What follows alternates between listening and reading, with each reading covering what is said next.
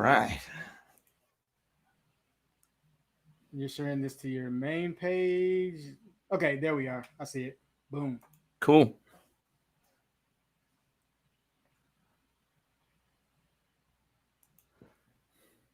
So you're gonna introduce us? What's the deal? How Uh, do you normally do uh, it? well, I'll just go ahead and do the introductions and everything. I wanted to get you to that page first and everything, Like but I'm good. I'm good. um, I am Gucci Claus, and this is my home. That's fine. I'm not. I'm not Gucci Claus. Wish I was though. Justin Foss and Lafe Taylor. Lafe Taylor is an amazing sack of human being.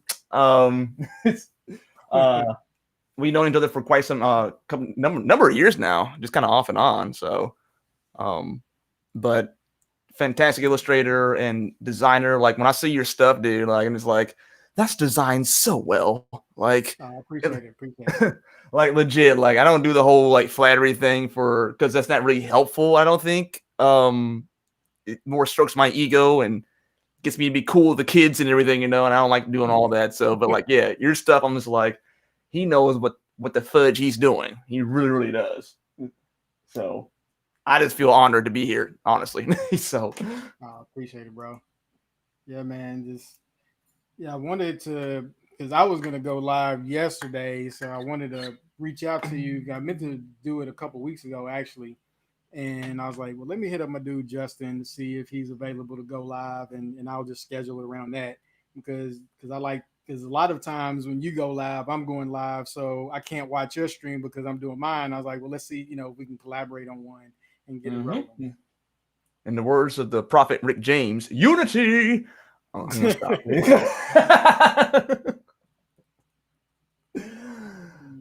That's awesome. That's awesome. But what are you going to be I guess drawing this time around? Um, I don't know. I'll probably do some doodling. So I've been working on projects all day, and I don't want to draw what I've been drawing on the projects because that's what I'm getting paid for. So I'm trying. I'll probably just like do some random sketches. If we get people watching and they have some suggestions, I can take those as well. Really, just been working on like a drawing shorthand lately, Hmm. and so I want to. That's what I was working on this morning, and I really like the look of like almost like storyboard art. I like the look and feel of it. So Yeah.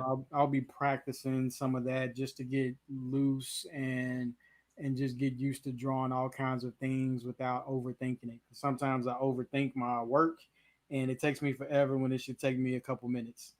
So Yeah, I feel you on that struggle bus because like I've gotten to the habit now where I just, and this sounds very esoteric and everything, I guess it is. But I just pray about it and whatever image that he pops up with me or whatever, that's what I just go with. If he gets me in a feeling, I just go with it and it's like, okay, thanks, bye. So but everyone has their process in different ways, so uh but I think that's when like I think for people who like really know what they're doing, versus people like me who don't, um, there's so many options, so many ways that you can like tackle what you're trying to do that I do think it becomes a lot more difficult. It's like the more that I learn about music, for example, the slower I see myself getting. So to the point where I'm gonna have to like start practicing to kind of get into the swing of things to just like plugging and chugging. gotcha. Yeah, that's kind of yeah, like usually what I'll do like for my day is I'll just start off. Sometimes I either watch somebody. I'm either doing a study, and what I mean by study is I'm usually trying to work on a particular art style. Sometimes I study my own work because I'm like, okay, how did I do that? Because I forget.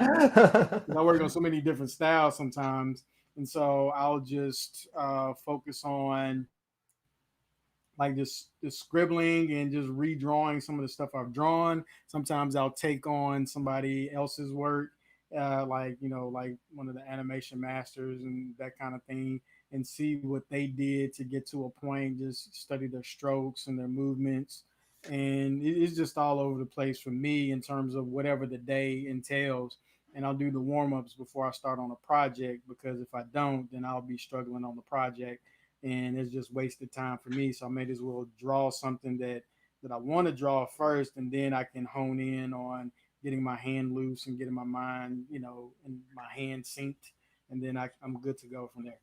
Yeah, yeah. I'm really glad that you talked about warm ups because I find that you know it's easy to sometimes think that the work is more important or getting straight to the thing, whatever the thing is.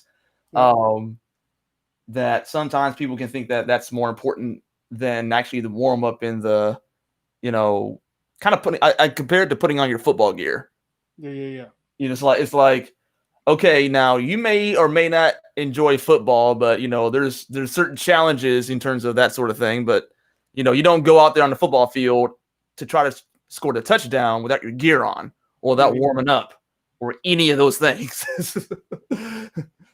So I think that it's you talking about that, and also just kind of studying from the masters. That's one thing that I have actually never done. I neglect to do that, and it's not like a and that's not a good statement. That's like a bad thing that I probably need to not do. And if I want my work to get to the next level, I need to start doing more things. What you're talking about in terms of studying how like you know what even if it's like Don Bluth or whoever studying from these guys and gals about how to actually about copying their work to see how they actually did it and everything, because that's its own universe in terms of unlocking some things for you. So, as an artist, so I respect the heck out of you actually doing that and studying your craft. yeah. And I actually got the idea. Like I watch, like, man, like I study art like all day, because I'm transitioning out of one field and trying to get into another. And right now, I've been really focusing in on the animation industry with the kind of work that I'm doing. And Mm, so I'll watch podcasts, I'll watch YouTube channels, and basically what I do when I do that is I try to pick up on the cues that, like, if I hear something twice, then it's like, okay, especially when they're from, when it's advice from unrelated people, yeah, I make sure that I take it to heart. yeah. And so I watch storyboard artists, and I'll watch their either Twitch videos or their uh, YouTube streams, and I'll just listen to what they do. Mm, And they'll usually talk about how to get into the industry and that kind of stuff. And so I just pay attention to it, and I just try to take their advice.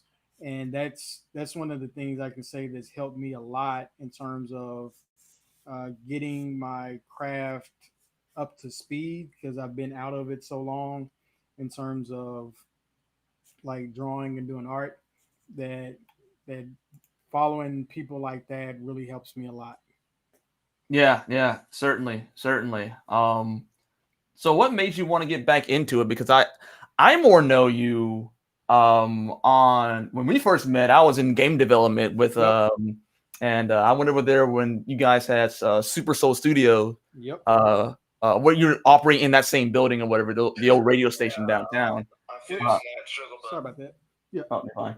Um, but like actually, let me swap this around real quick because I did not realize that this needs to be swapped. Bam, there we go.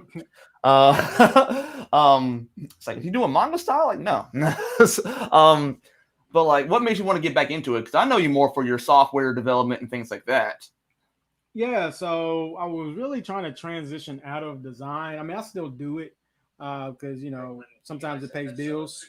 Hold on. Sorry about that. I'm trying to share it on Facebook on my phone, and it keeps clicking on the video. Yeah. So I was trying to, like, I guess about maybe a year or two ago, I was like, you know what? I want to do something else. Mm, Trying to really get out of software. I mean, we had the startup going for like years, and I was like, it's time for me to move on to something else. It was a quote. I can't remember who it was, uh, they were talking about people reinvent themselves every 10 years. Mm. And so I was like, it's about that time for me to do something that I care about. And for a while, I really wasn't sure what that was. And, I've always loved art, and I always put it on the sideline for work.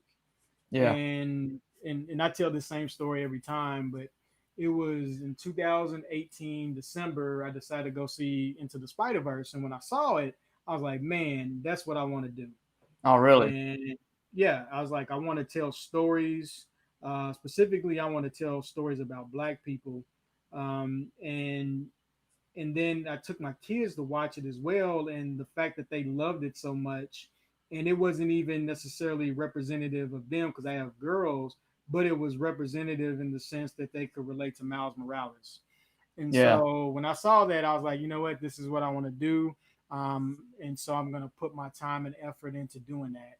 And so I set like a personal goal for this year specifically, that by the end of the year, I either want to work on a feature film or a television show. And so Wow.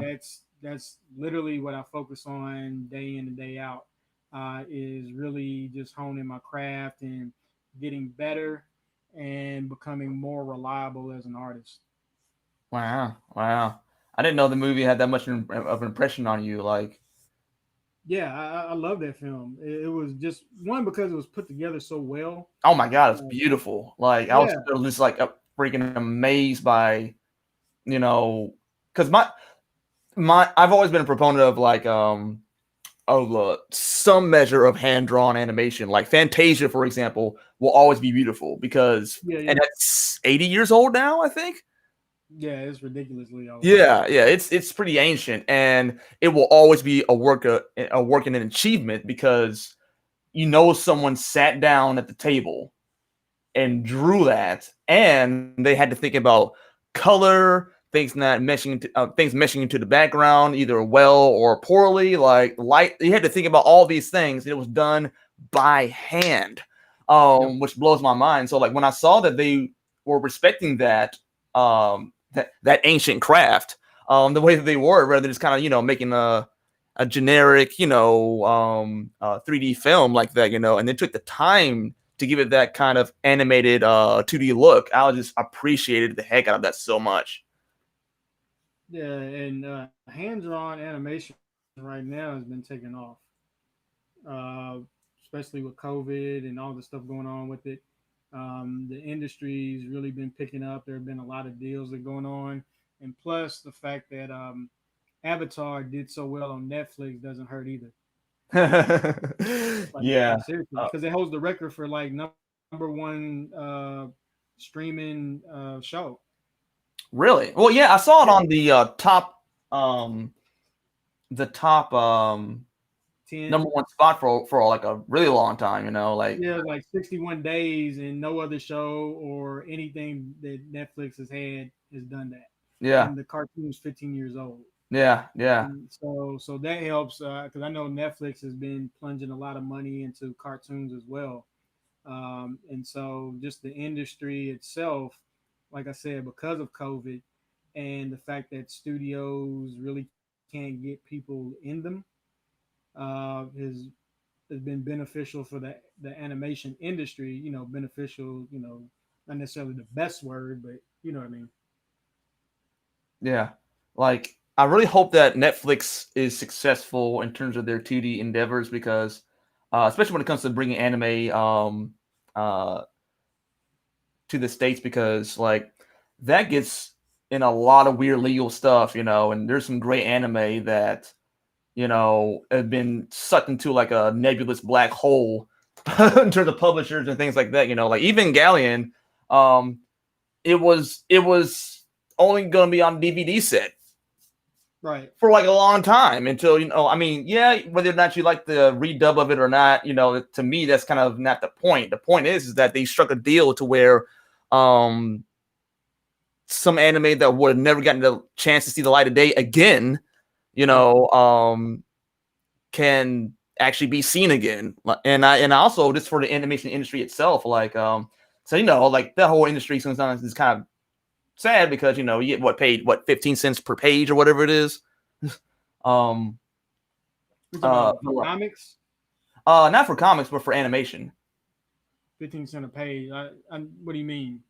Um, I think like in from what I understand, with a lot of the animation studios, they pay the artist like a very very small amount of money, for one page. Yeah, it really depends. So you'll have like it depends on where they are. For Right. example, like you have unions and things like that to make sure artists get paid well.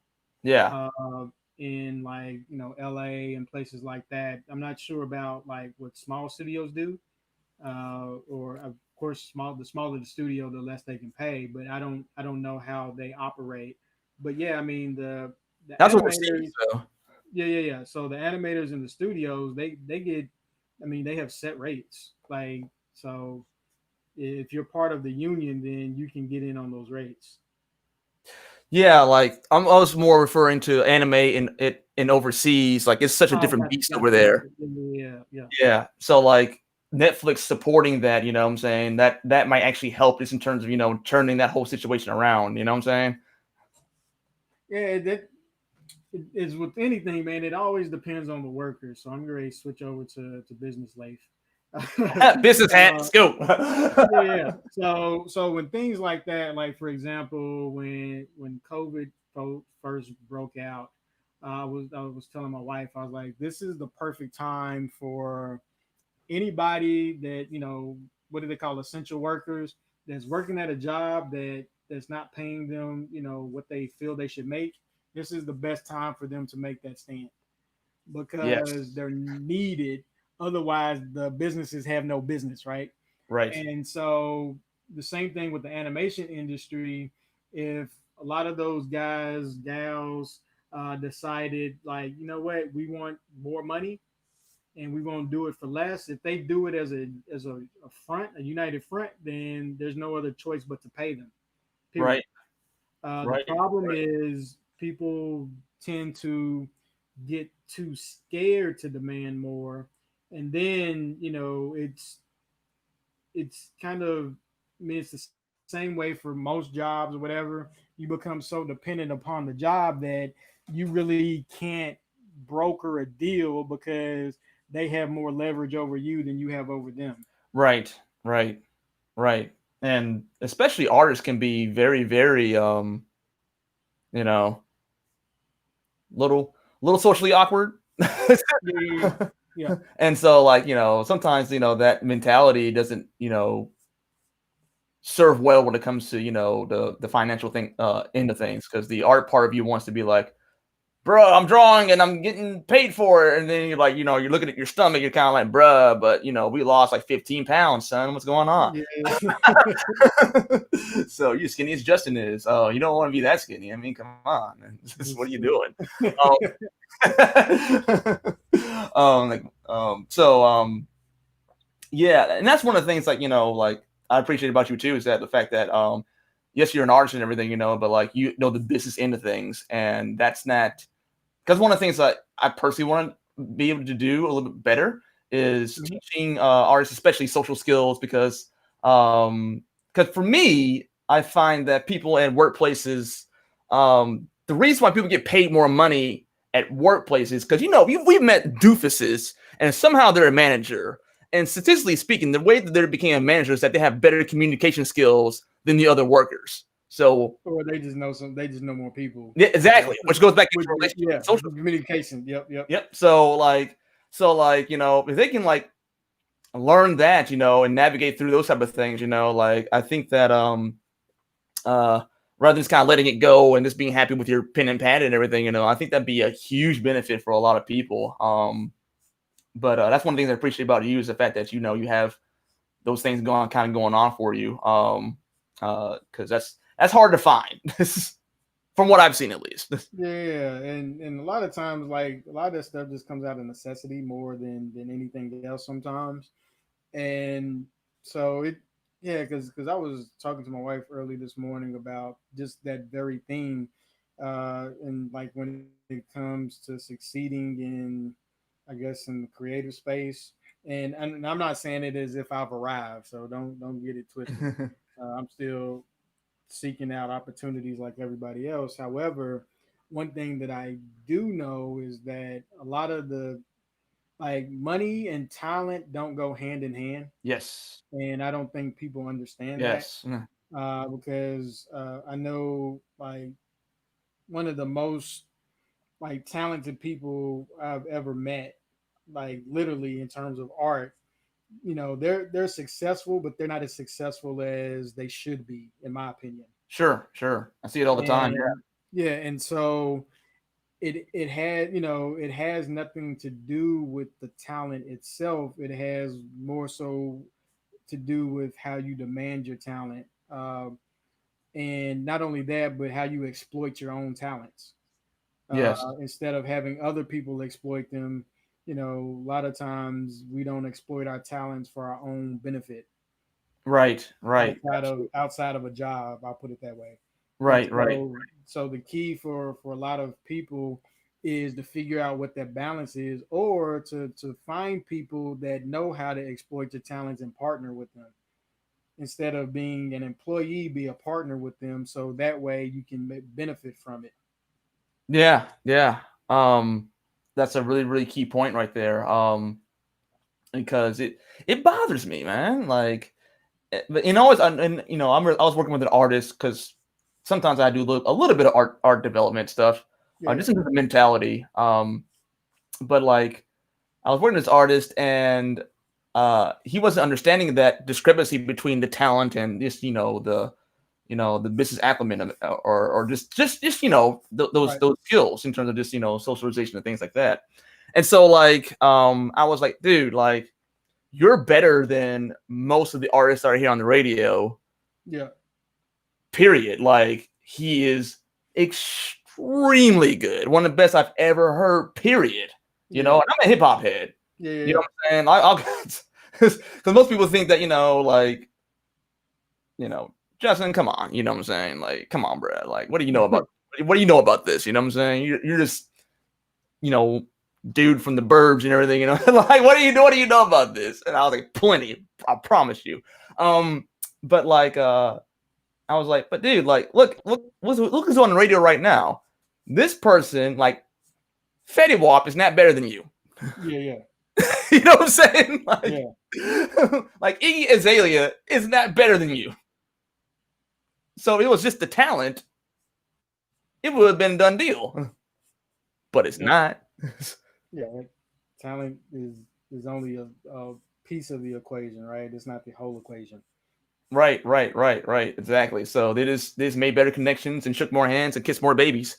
You know what I'm saying? Like it's his own form of politics, But that's what stands out to the people who hold the keys to the kingdom is that was those relationships that people have, like, and it's not like a mean or horrible thing, like, like you're gonna give your kids first pick at a lot of things. You see what I'm saying? Yeah, yeah, of course.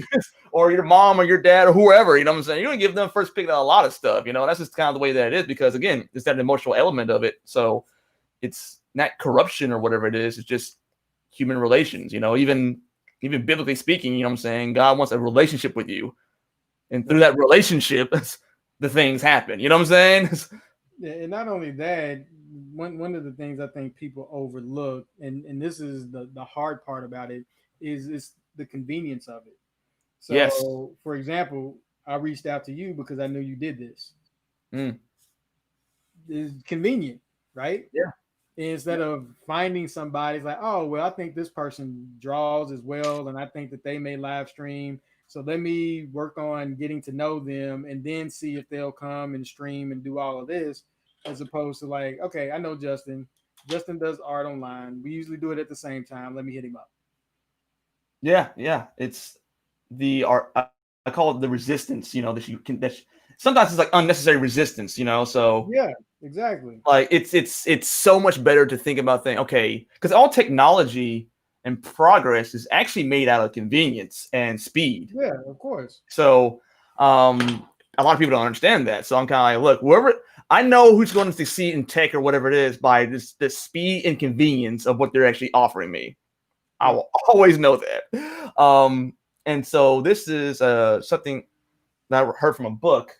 Um, I'm forgetting what the book's called right now, so forgive me. But this is talked about, just creating from your exhaust.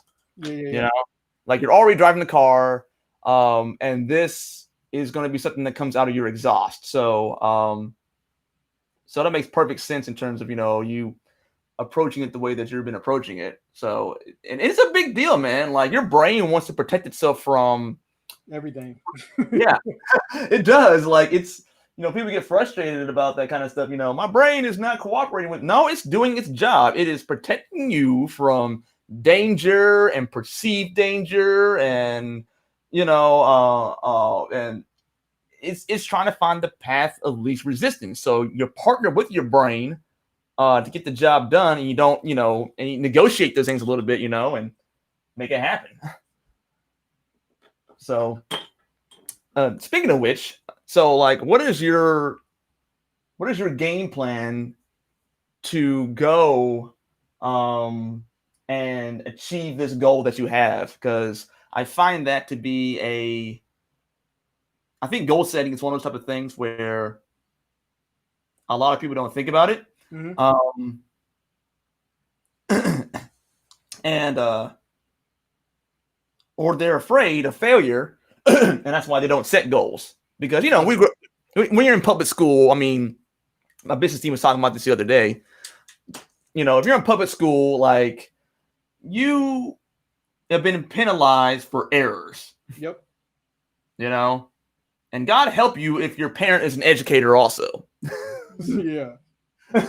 So I have the both ends of the stick on that one. so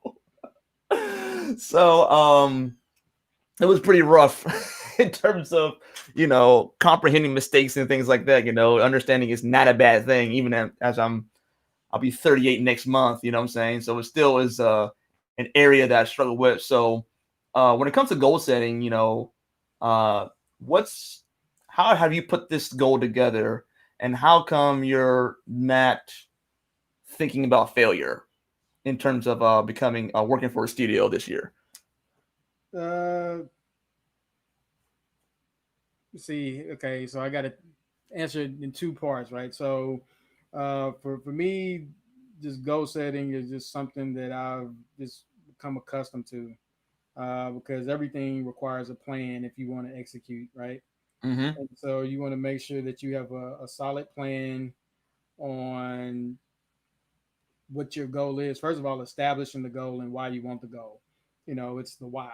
Know Yes. your why. That's real big, right? Yep. And Yep. so for me, I knew my why. Like I said, once I saw the cartoon, I was like, okay, my why is I want to combat against all the negative things that are against our people. But not only that, I want to make content that we can be proud of as well, right? I Yes. just want to make content, and plus I love to draw. I mean that's first and foremost is something that I've always done. It's Right. been part of my hobbies, and I set myself up to make it a consistent part of my life. So that's why I got an iPad Pro, because for me it was about convenience. I had a Wacom tablet, and it was just at the time too inconvenient for me to get set up. Mm-hmm. uh, and I needed something that I could do while I was on the go.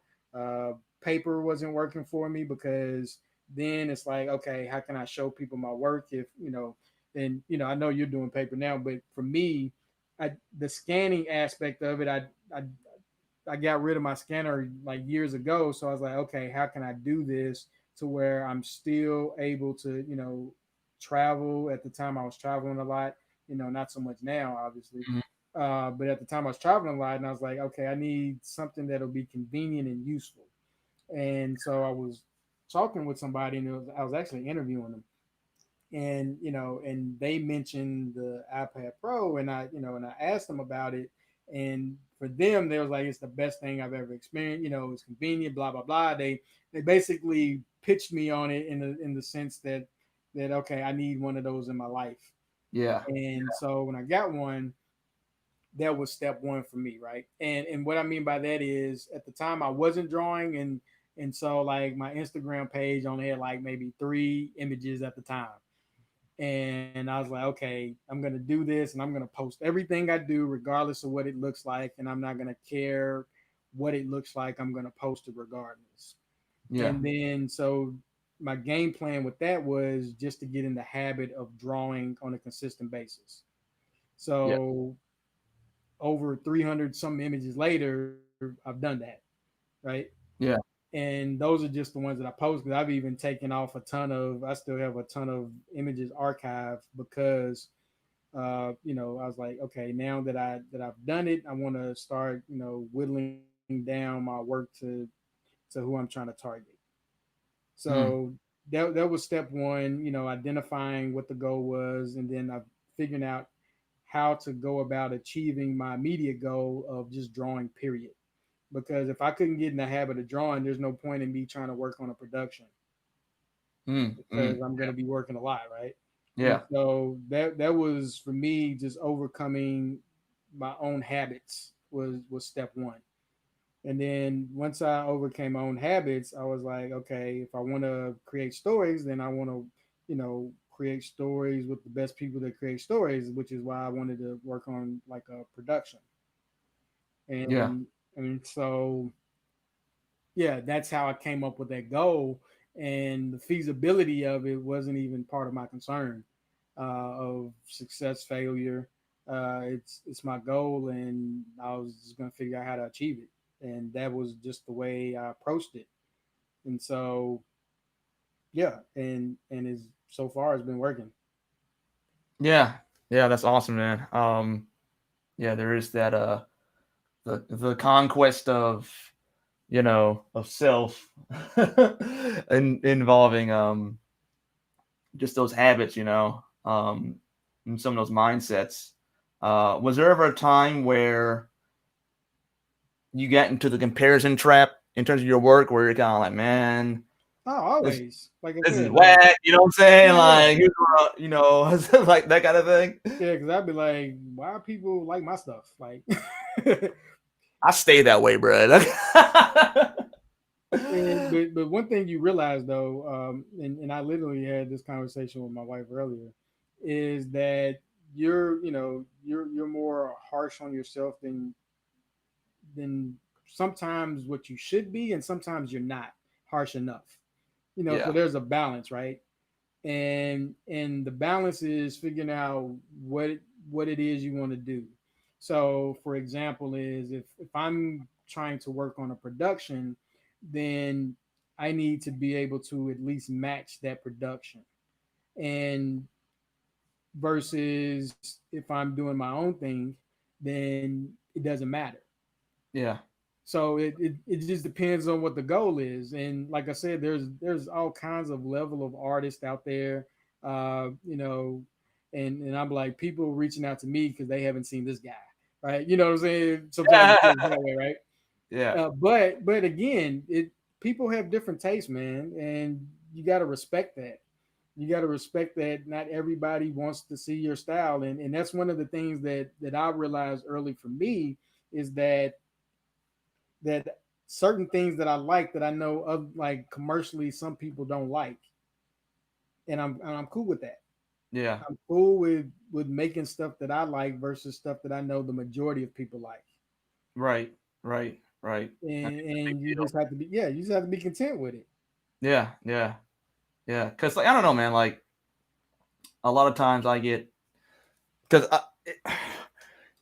there is that aspect where you compare yourself to these other artists, and then you're kind of like, I don't draw that way because I don't like that style. Yeah, You know what I'm saying? just, So you kind of like, why am just be I happy with it. Yeah, paying for something that I don't actually like? But you see it so often. I wonder a lot of times, if the person drawing what they're drawing draws it out of like that's what they want to draw, or this is what gets into the industry, and neither one is wrong. But I just kind of wonder sometimes, if that has been defined yet. You yeah, know? yeah, yeah. And that depends on your why, man. Yeah, Like everything depends on the why. That's kind of for me why I scrapped. Well, I didn't scrap them. I just slowly got rid of a lot of my artwork on my page, because it didn't fit. Like, so for me, I specifically want to do character design, right? That's where my passion is. Before, I still want to do like, stories and things like that, but character design Yeah. is my first love. And so anything that I had on my page that wasn't character design related, I just scrapped it, and I archived it so I don't throw stuff away. But I archived it on like my LinkedIn, and some of them I slowly brought back, but it was more or less for me, like, to really focus on what I wanted to focus on, because you can get caught up in trying to please other people for the wrong reasons, instead of respecting your initial goals and things like that. So I'm always trying to reevaluate my goals and make sure that I'm still in line with what I said I was gonna do and all of that kind of stuff. Yeah, it's so interesting how, you know, how distraction comes in so many different forms. Like, what are some of the ways that you dealt with distraction, for example? Like, because there's tons of them out there, especially now. Oh man, like the Uh, world is a distraction, right? yeah, just just lots of distractions out there. Yeah, it's like, so for me, like, one of the things that's helped, especially when it comes to um attacking like projects and deadlines, is a Pomodoro clock. Are you familiar with those? Like, No, I don't think so. it's basically like the timer, Yeah, and it's like, like the tick tick tick, yeah.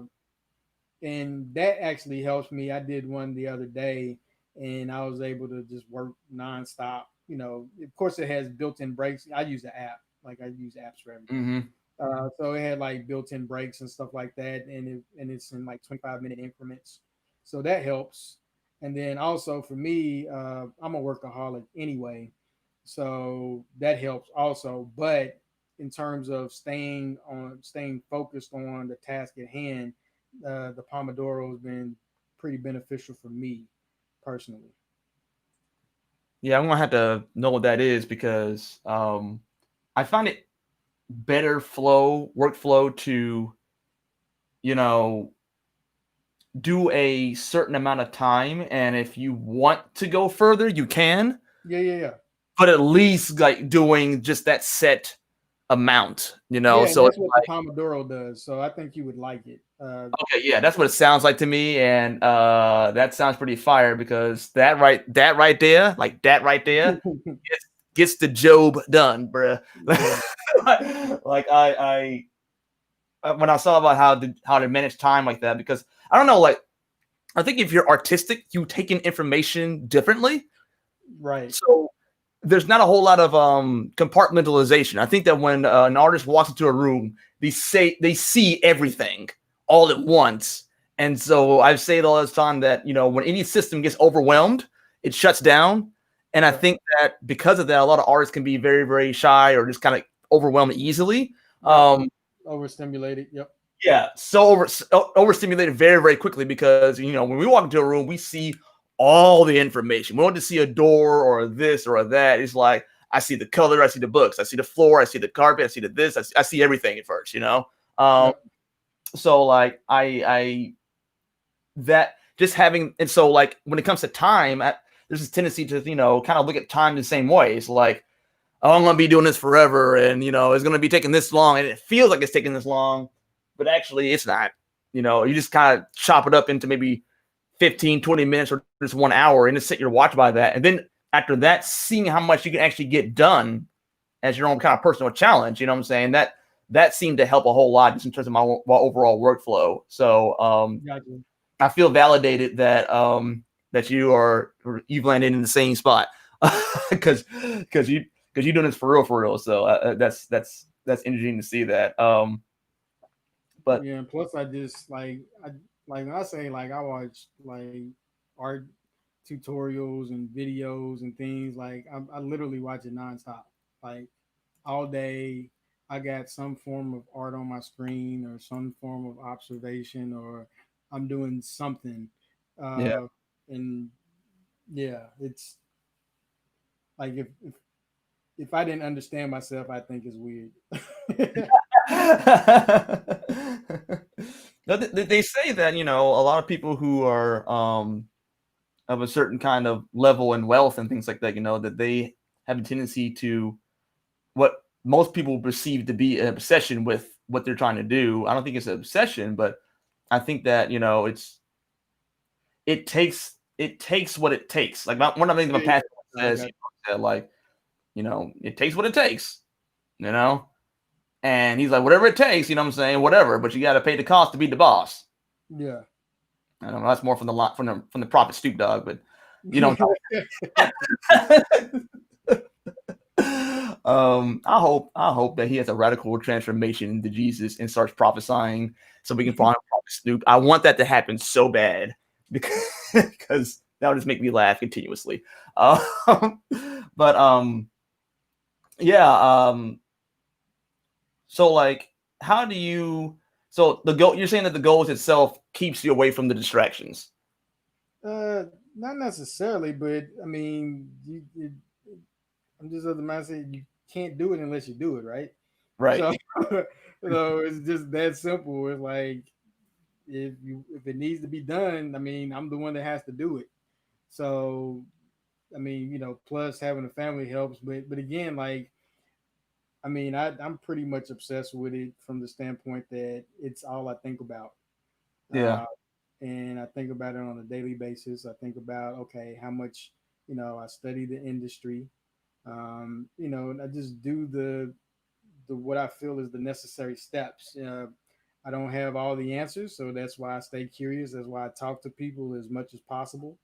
I get their input, their feedback. That's why I put stuff out there, so I can get immediate feedback. So I try to take advantage of social media that way. And it's been a good indicator thus far. And I know, studying like the different artists and the stuff that they talk about, I get to see. Uh, I know what like directors and things like that look for, so I can start catering my work toward that as well. yeah, and I think that's one of those important details too. Like, because that's one gonna be my next question to you is that I know I'm like interviewing you right now, right? No, it's all good. It's all good, bro. But I think when the kind of people are going to be watching this, are particular kind of people. So I think that if you're trying to shoot for a goal like that and you're really doing it, and you're actually like really going for it. I think it's. I was looking at something today earlier where it talked about how a lot of times, you look at these gurus who are on YouTube and they're not bad. It's just that kind of like you don't need to necessarily learn from like Walt Disney. I know he's Right. dead, but you don't need to like learn from Walt Disney right now. You need to learn from like someone who's trying to get their foot in the door in the industry right now. Yep. Because you're gonna learn way more from them than you are the CEO and founder of Disney. You know what I'm saying? Yeah, it was funny. I was actually talking to my wife earlier. As you can see, I have a lot of conversation with my This wife. this this is confirmation conversation. So you welcome, Lafe. You are Yeah. so welcome. And so, like, one of the things I was telling her today is, I know one of the things that I'll be speaking on to a lot of people is how to make it happen, right? Yes. Because I I will and I have somewhat achieved my goal so far, and so it's just showing people like the non-traditional path of how to, pursue it, and really everything is most forms of success that I found for myself have just had the same principles. It's always principles, right? Hmm. One thing that applies in one industry typically applies in another, Yeah. and just being able to see the patterns and putting in the effort, then I think that's really the key behind most of it. Because a lot of times, and I found myself in this as well, is you're so focused on asking questions that you don't do the work. Right, and that's a sign of trying for it to be perfect and more building your ego than your actual project. So certainly, like I was going to ask you about that too. Is like, do you think there's such thing as over planning? And um, Uh, over planning. Yeah, I mean it's just analysis paralysis type deal. Right. I don't know about to use that verbiage. Analysis paralysis. Yeah. Yeah, where you're just so like, oh, you're worried about having something perfect, and being from a start, the startup industry, I apply a lot of those things that we did there to what I do every day, in the sense of, you know, he wasn't the first person to say it, but I'll quote Jadena because it was in one of his songs. Benjamin Franklin said the same thing, but well done is better than well said, right? And That's so all. just making sure that you do uh, something. I'd rather show you than tell you, right? Yes. And showing is a lot more powerful in some instances, not every instance, but in some instances is it's a lot more powerful, probably the majority of instances, than it is talking about it.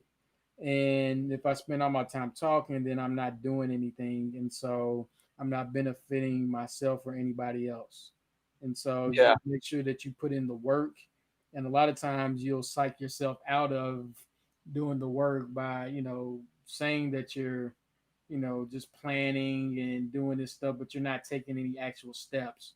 If you want to truly plan, then you have to take some real physical steps to get stuff done, because planning is not in isolation.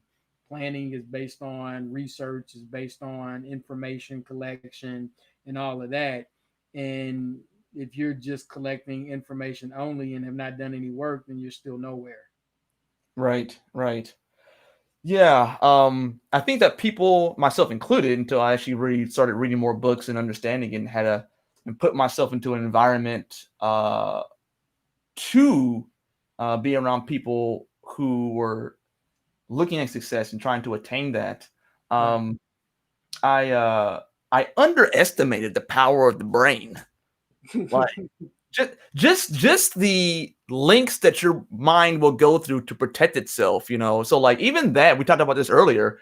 Even gaining and attaining and gaining information all the time is part of the ego. And I don't mean ego as in pride. I'm talking about ego as in self-defense mechanisms. Yep. But your brain will just keep on doing that because it is a safe standpoint, and it will fool itself into thinking there's actually work being done when there's not, in order to protect yourself from, again, perceived danger. I did not think that, because there was things I was doing that I couldn't figure out for the life of me while I was doing it. Yeah, yeah, yeah. Yep. And when I got some different perspective on that, I was like, you got to be kidding me. And I thought about it, I was like, oh my God, that is the truth. Wow. I think it's one of those type of things where like sometimes, you can attempt to set a goal for something, but that that's not attached to what it is that you really want to do. Right. It's like your brain will then go for a plan B, knowing it really wants to do a plan A to protect itself from plan A because of what happened when you were like maybe 5 years old. Yeah. And it's striking to me. It's just like, wow. Like, is there anything that you've done personally to where, you've kind of, just kind of tricked your brain when you had those moments where it's kind of like, this feels like this thing that happened to me long ago, and like, are you able to catch it, or do you need someone else to be like, hey homie, what you doing? Because these are not the droids you were looking for, homie. What's going on? uh, uh, Not so much that because again, like I said, for me, the like going through the whole startup thing, you deal with all of that, right? And so I've dealt with a lot of my issues during that phase. Yeah, I bet Uh, you did. yeah, because I always tell people it's not for the faint of heart, Nope. and so like now it's not so much to where I need somebody to like, hey, what are you doing?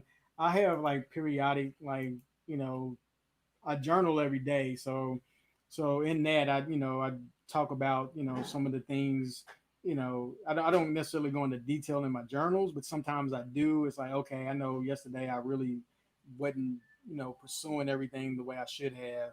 And Yeah. so today, just, pray that it gets better. Yeah. And, and I realize sometimes this is a different thing, not necessarily like past trauma, but sometimes you don't give yourself enough credit for the things you do. Mm-hmm. Mm-hmm. Mm-hmm. And so I found myself doing that. I'm like, man, I really should have done this today. And then I'm like, hold on, you did all of that. And it's like, oh yeah, I did. I just wasn't thinking about it because maybe sometimes it doesn't, manifest in the way you wanted it to. Like, for example, I'm like, okay, maybe I should have, I don't know, uh, drawn X number of things. And it's like, man, sometimes I'm like, I didn't draw today. And I was like, well, actually, you did. You did this many projects and you just didn't account it as being part of what you were thinking of when you thought about drawing. Yeah. So it's that kind of stuff. Just making sure that, you take inventory of your own successes sometimes can, that can be a deterrent when you don't, because you feel like you're not moving the needle forward. And like for me, my goal every day is just to move the needle forward. And some days I have set goals, and other days is literally just to move the needle forward. Like, okay, uh, what am I going to learn today? What am I going to practice today? What am I going to draw today? Because if I don't have like a pending project, then my project for the day is to make something, right? Is to make something and post it, get it on social media, get it out there. Because for me, is just advertisement to so I can get to my goal. Yeah. Yeah. Certainly. Yeah. I think there's another example of exhaust. Creating out your exhaust too. That last point you were talking about. Yep, agreed. So what about yourself, man? Like, what are your? Because I know you've been working on this comic. Like, what do you have, like daily or weekly goals set aside for that? Like, how do you go about doing it? Um. So my timing is very, very important for me. Um. So this is one thing I do a lot of prayer of and everything, and I can Yep, be very, very impatient when it comes to the process, right? yep, So I'll push for something a lot of times, and I'll push and push and push and push and push. And for me, like a lot of these projects that I do and start are projects of what I would consider to be an act of worship towards God, right? okay, It is my burnt offering or whatever yeah, offering based since contextually within the Bible, because so uh so that's how I consider these things. So right now I want to finish this um by end of the year. okay, So, December deadline and everything, right? But right now I am just focusing in on doing a page a day, okay, you know, and then I'm going to move on to 2 pages a day yep, yep, and just start hammering it out until it actually gets to the end of what it is it needs to be. Um, so here's the thing: my problem though is that like that's a vague goal right there, because I'm only recently getting used to not being associated with shame when it comes to failure, right? right. Because one of the things I would do a lot of times, I would terrorize myself for missing a goal. I would terrorize. So no wonder my brain was kind of like, nah, bro, don't set any goals. Yeah, yeah, yeah. Don't set any hard goals, bro. Like, so it is an issue that I am um, getting over now, and associating that with my own self-image.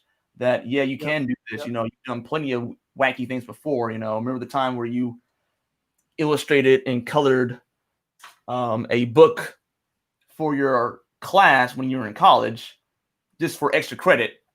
So it's like a book we had to read, and I just went ahead and made a abridged kids version of the book, completely illustrated and then colored it, and handed it to my teacher. Was like, give me more credit because I need it right now. She's like, Yeah. what did you do? It's like this. She's like, oh, yeah, you get lots of credit, and let me talk to a publisher possibly. You know what I'm saying? Like I would just do stuff like that, just to do it.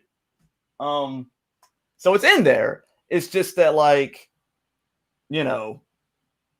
life and weird things kind of getting in the way of that, So that is that's one of the things I'm trying to get over now, Now my wife right now is way better at it than I am. Like she's just kind of like, well, she's a details person, you know what I'm saying? Yeah.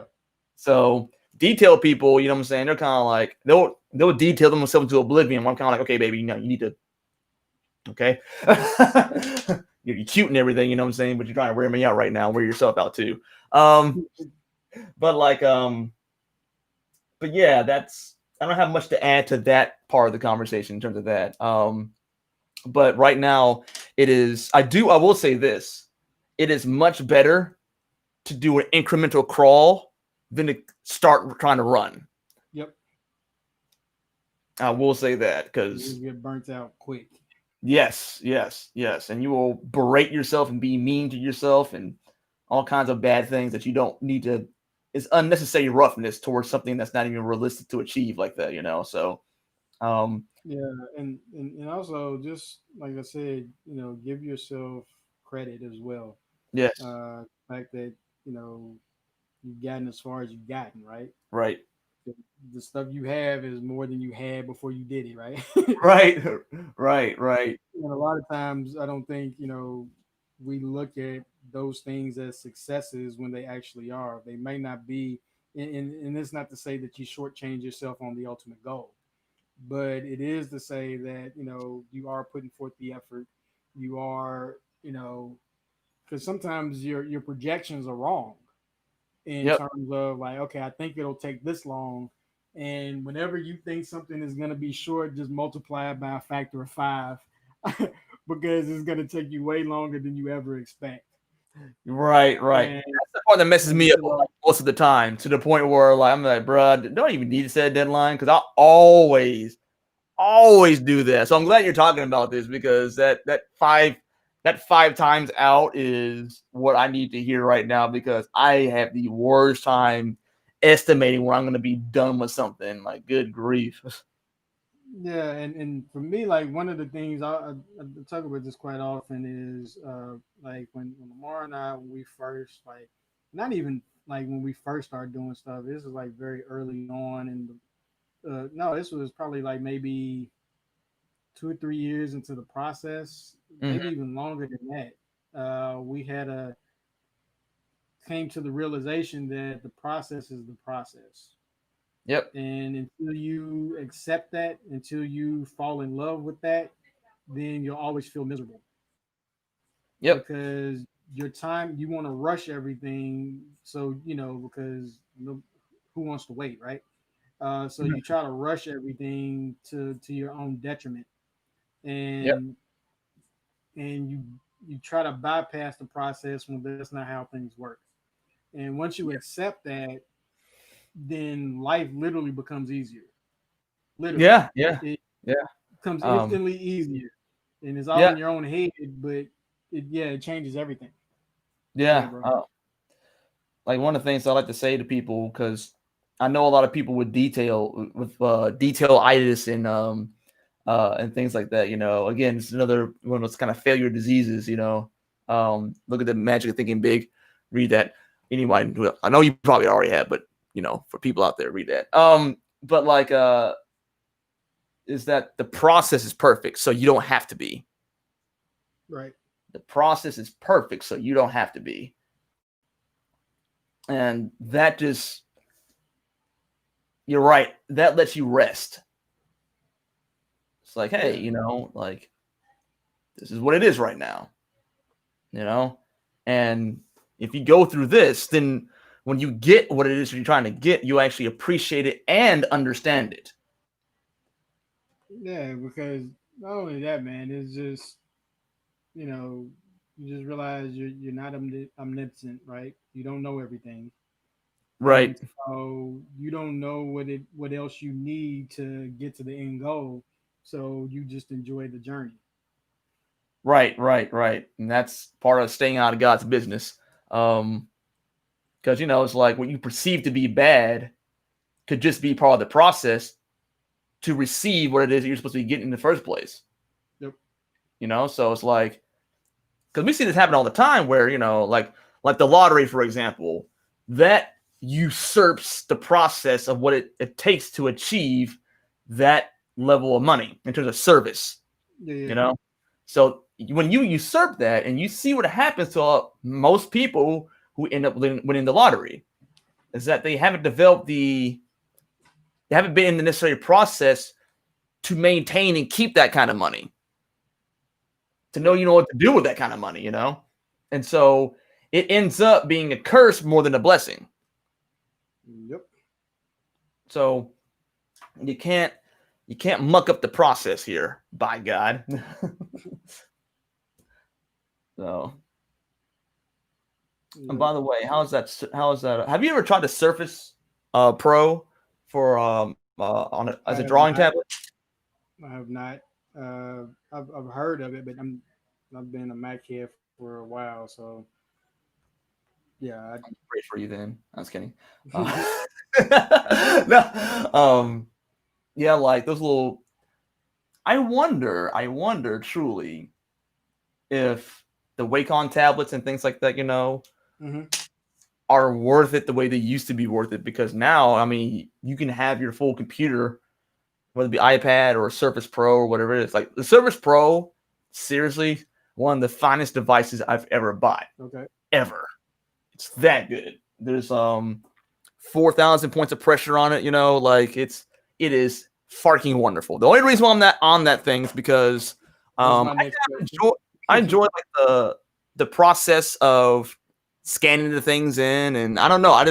Maybe I'm too old. I don't know. I just enjoy that so much. In terms of traditional animation and drawing and things like that, I enjoy it. So and this I tried to do it on the tablet and everything, but just kind of thinking now, it's like, how much better could a Wacom tablet be?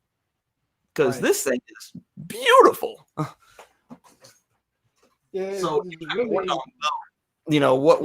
your response to that? Yeah, a lot of stuff really just boils down to process, and again, is what is the end goal, right? Yeah. So right now, my iPad is good enough for me in terms of accomplishing the work that I need to accomplish. Yeah. In terms of clients and everything. So yeah, I mean, it's really not a lot of times it's not about the software or what you do or anything like that. It's, what can you do with it? Skills are skills, and the necessary skills are going to stay the necessary skills. And so yeah, so for me, uh, this is fine for me. I've thought about getting a Wacom tablet now that I'm more stationary in my work, in the sense of I've developed a habit of working, so I don't have to focus so much on that anymore, if that makes sense. Yeah. But with that said, uh, the software that I use on the iPad, I just love it. I love Procreate. It's yeah, it's my favorite piece of software right now. I use it by far more than anything else, literally. So with that, I couldn't if the Surface Pad Pro doesn't have Procreate, then I don't want it. I would say that is the I don't know if it has it on there or not. It doesn't. Oh. No, I know it doesn't, because Procreate's only made for the iPad. Okay. For Apple products. So yeah, I was looking for it, man. When I first got my Surface Pro, I was looking for it. I was definitely looking for it. I was like, oh, I guess it's not on here like that. Because it's so quick and easy to use. Yeah. Like, I mean, sure, you can do Krita, and Krita is great. And it's supported reasonably well with the Surface and everything, but like, as far as just ease of use, that doggone Procreate, man. I mean, that thing is butter. No, I love it. Like, Good grief. once you get over the initial learning curve, Mm-hmm. it's man. I like I said, I love it. I log so many hours on it every day, just because. Yeah, So, exactly. Okay. let's see. Let's see if anybody made any comments.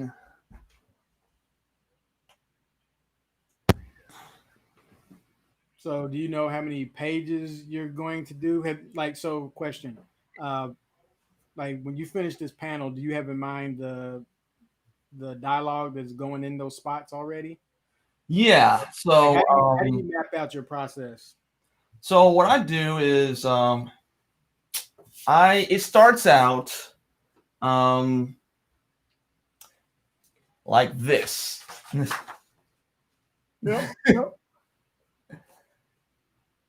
just, just the crudest thing you've ever seen, right? No, I got you.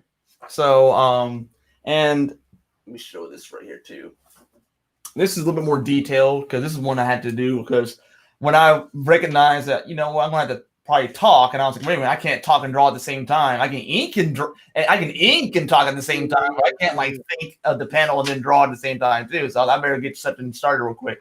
But this is normally what it looks like in terms of the dialogue and everything else. So Okay, got you. it's just some rough sketches. map it It's out all ahead. about. Go ahead. I'm sorry. So you map everything out ahead of time. Right. So all this is just mapped out, front and back. Dialogue's there and everything. One of the main things the reason why I do it that way is because, by putting this on here first like that and mapping that stuff out and then doing the dialogue on that, it's like when I transfer it onto and make it here, I know what the heck's going on. I can do probably about 5 of these, and for as a day of planning, and then after that, I can just ink and make the main drawing that I'm making right here, and then from there, any type of corrections that I think this would have been better dialogue, or if Right. so, it's kind of like drafting it and then redrafting it. So if I don't like something, or I don't think it's flowing well with the rest of the story, I can always just go back over it and redo it. Yep. So, but that's one of those type of resistance things. You know what I'm saying? Like, you may not even want to necessarily make and sit down and do one of these until that you're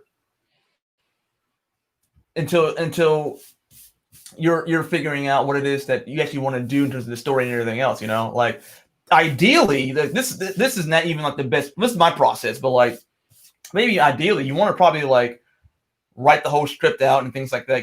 We see books of the script. Like, I have a Walking Dead script book now assigned by Robert Kirkman, which is kind of cool actually. But like the full script and things like that are usually mapped out and everything. But like, for me, that's too much resistance, because then I gotta sit there and then like, think about that, and then think about, I don't want to do all that. I want to kind of, make it on a piece of paper, a piece of typing paper, map it out there, draw it out there, and just kind of, flow and go alongside with it. You know what I'm saying? Yeah. Yeah. So I'm not saying that that's not risky, because it is, but there are people who do that, and very well-known people in the industry, into the comics or whatever it is, that they do it that way. Toriyama is like that. A lot of mangaka are like that, because they have to make like 8 pages a day or something that's freakish like that, and they don't know. Like, it's so funny. Like, they don't. They have no idea what they're gonna do, and so some writers are like, I would say that this way is like, some writers are like rappers who don't write. Yeah. They just flow with it. That's what this is what I compare it to. Is I compare it to that. A rapper who does not go. He sits there, meditates on it for a little while, and then after that, goes in the booth, spits it, does what it does, and then he's out. So, but funny story about Toriyama I was going to say was that, so for Dragon Ball Z fans, the Cell Saga, uh, the reason why the Cell Saga happened, the way that the Cell Saga happened, is not because, oh man, he's a literary genius, blah, blah, blah, blah, blah, blah. No, it had nothing to do with that. It had everything to do with his editor not liking where the story was going. That's it. It's like, so the editor was saying that, when he saw androids 19 and 20. Yeah. So see, I assume because you're black, you've seen Dragon Ball Z. You see what I'm saying? Like, that's just our jam. I've not. Haven't? I've seen, but I've never watched it. I've never been a fan. I'm gonna pray for you again, Jesus. It's like, man, that's like not watching Roots in Twitter. So it's on that level, bro. But no, so we had these two androids, called 20 and 21, I think. Okay. And he sees the reveal of them, and he's kind of like, that's it? It's an old man and this white-looking thing? That's stupid. Change it. So then they change. He goes in and makes a whole story about how these aren't the right androids from this timeline or whatever it is, because a guy comes from the future in order to actually, tell them that this evil threat's coming and there's going to be two androids at this place, at this city, and it's going to be game on. So, they get there, and it's like, these aren't the androids we're looking for. These aren't the droids we're looking for. So, like, well, that's not okay. So he makes this whole story about why he basically makes multiverse theory a reality because his editor didn't like the fact that it's this old man and this white-looking robot thing. So they changed it to two teenagers. So editor sees that. He's like, well, that's stupid too. It's not much of a threat. So then he has to go in and make a full new villain come in there, and make a story around why he needs those two androids in order to become perfect. So, like, that's just kind of his flow. Is that he has to kind of run with it. So, but I find that fascinating.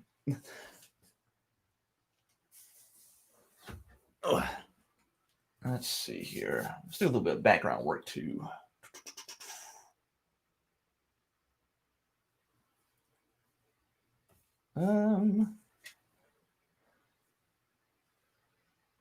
Let's see. Sorry about that, guys.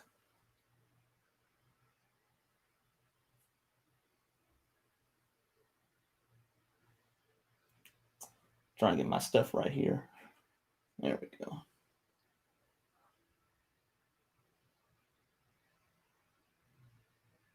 Bam.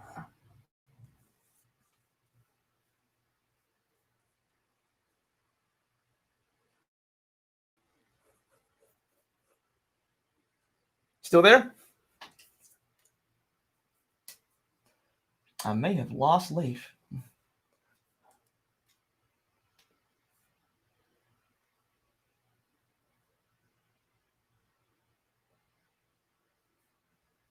I can see you, Lafe, but I can't hear you anymore for some reason.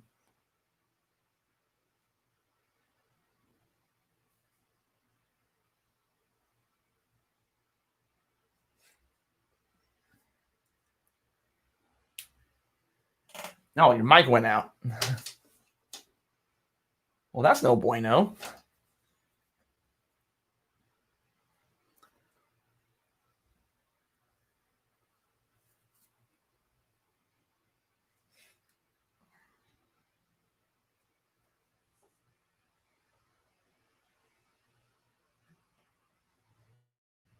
All right. Why did your mic go out?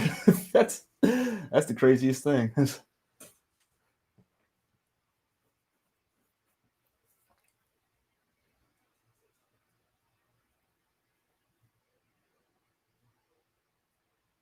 Okay, we're working on the technical difficulties right now.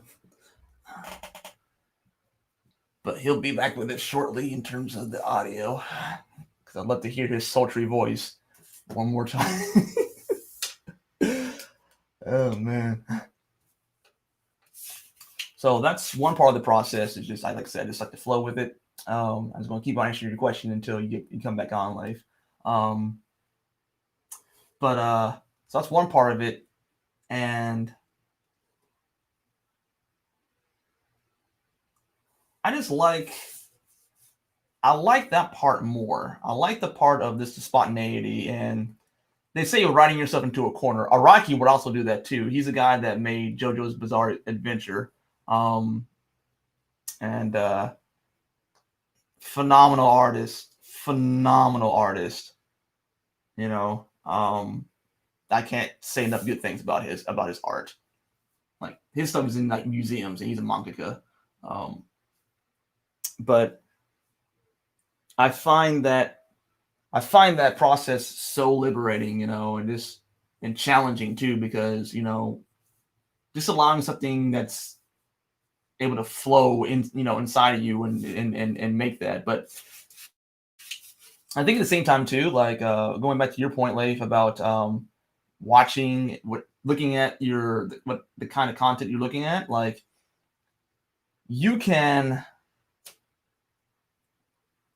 Part of your art is actually the other art you're looking at too. So all that stuff is an influence on you. So, Biggie couldn't necessarily be Biggie without listening to other dope MCs. You know what I'm saying? Like,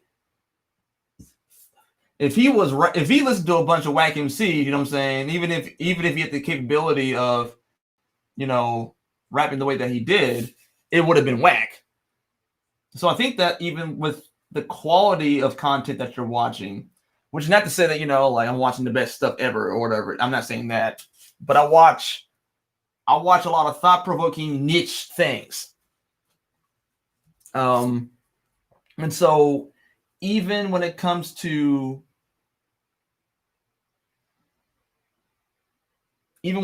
that, I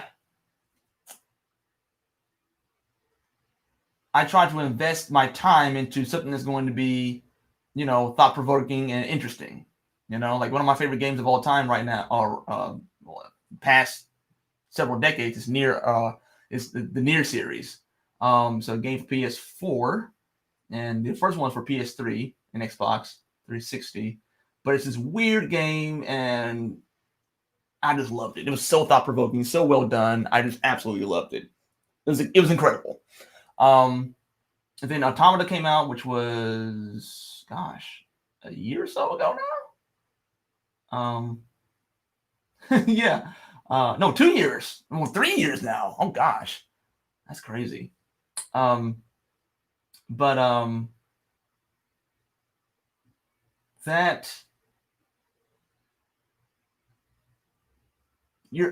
you take in that kind of information and everything, it kind of allows you to do, the riskier kinds of things in terms of, story structure and making it interesting and things like that, like you just kind of begin to learn from what it is that and a lot of people that I look at, and in terms of artists, and whether it be whatever artist, what I'm saying, I love it when they're able to just kind of flow with something that they're not familiar with, but they let all the stuff that they have inside of them direct them, if that makes sense. So I just think that's more fun and way more interesting. And you have the risk of writing yourself into a corner. You absolutely do. Araki has done that several times in terms of JoJo's Bizarre Adventure, where he made someone too OP and they had to figure out a way to how to nerf them. But even still, you come up with something interesting, I think. It's just not going to be as clean and hit all the I don't know, expected story beats and things like that, like it's just going to be this weird thing that you made, and then, look at it and be like, this was actually interesting. And I think interesting things withstand the test of time rather than things that are quote unquote just right. So That's just the way I look at it, though. But I probably one day, when I have someone actually make the stuff for me in terms of art, because for me, the art is the ends to a means. It's not necessarily something that I'm like super duper in love with, like I used to be. I mean, I enjoy it, but it's not like something that I'm thinking about all the time. I'm thinking about the project within itself and what it will accomplish, the why. That's the thing that drives me forward, is the why. What I want this book to accomplish toward the reader themselves. That's the thing that I find most interesting. Let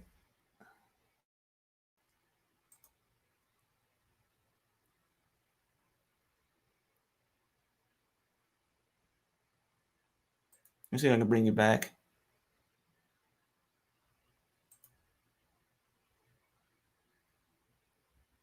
Can you hear me now? Okay. Well, never mind. I didn't know if you shut yourself off or not.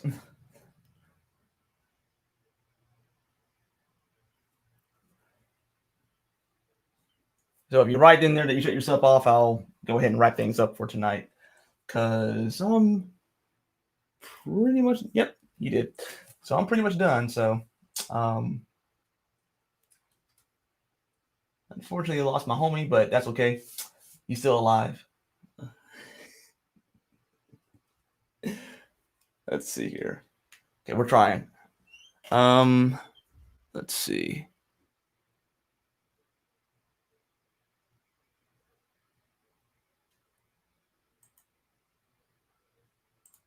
Test. Yep. Okay, we're good. Okay. I had to refresh the page to make it work. Okay. Okay, you're about to come back up, and there you go. Boom. Okay. Yeah, sorry about that. I was talking. I was like, hold on. He can't hear me anymore. Sure couldn't.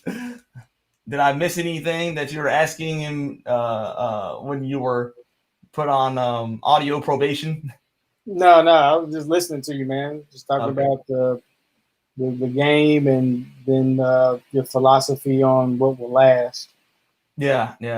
I think that's like an important thing that people don't, like sometimes you gotta look at the quality of stuff that you're looking at. Like it sounds like bougie and pretentious and everything, but I think that's like a thing. Yeah, and it really depends. Like, I know there's one guy, he says, he always talks about, doing professional work. And he'll say, he said, you can't do professional work unless you've seen professional work.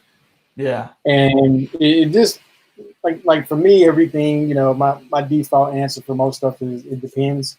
And it really depends. Of course, somebody's going to call me right now. I gotta find it just to cancel it.